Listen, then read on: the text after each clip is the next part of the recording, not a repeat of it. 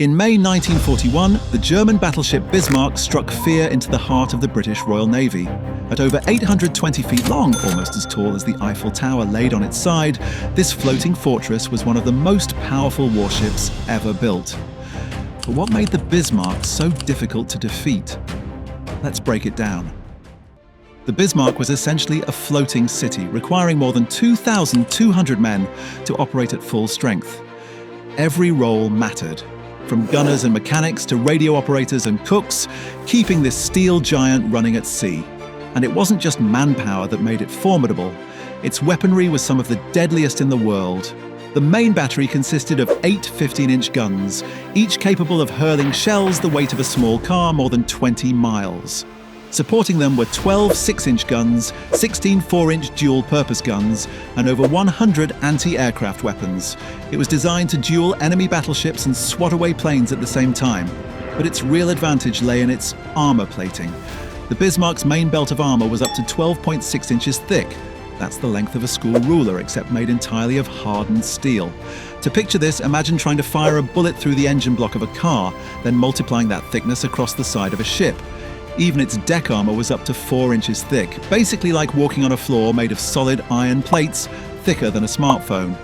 This design made it nearly invulnerable to most shells of its time, and during its last battle, it absorbed over 400 direct hits before finally going down. And the Bismarck proved how dangerous it could be almost immediately. In the Battle of the Denmark Strait, it engaged Britain's pride, the battlecruiser HMS Hood. Within minutes, the Bismarck's guns found their mark, and the Hood exploded, sinking with over 1,400 men. Only 3 survived.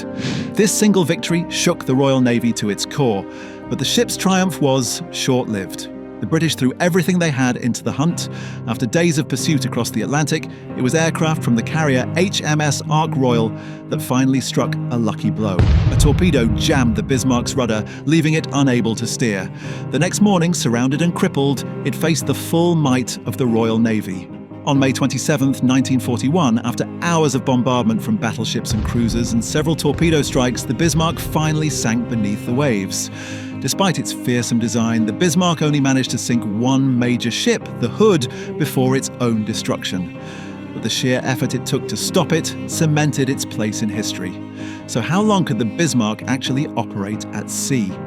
Thanks to massive fuel reserves, it could sail over 8,000 miles without refuelling. Roughly a month of continuous operations. That meant it could cross the Atlantic and back, making it a nightmare for Allied shipping if it had remained at large. And here are a few more fascinating facts. The wreck of the Bismarck lies more than 15,000 feet beneath the ocean, where it was finally discovered in 1989. In its final battle, the Royal Navy fired over 2,800 shells and dozens of torpedoes at it before it sank. Out of more than 2,200 crew members, only about 110 survived the freezing waters of the Atlantic. At 823 feet long, the Bismarck was nearly the size of the Eiffel Tower lying on its side. Imagine something that massive, bristling with guns cutting through the Atlantic. No wonder it took the combined strength of the Royal Navy to bring it down. This was the story of the Bismarck, why it was so hard to defeat and why it still fascinates us today.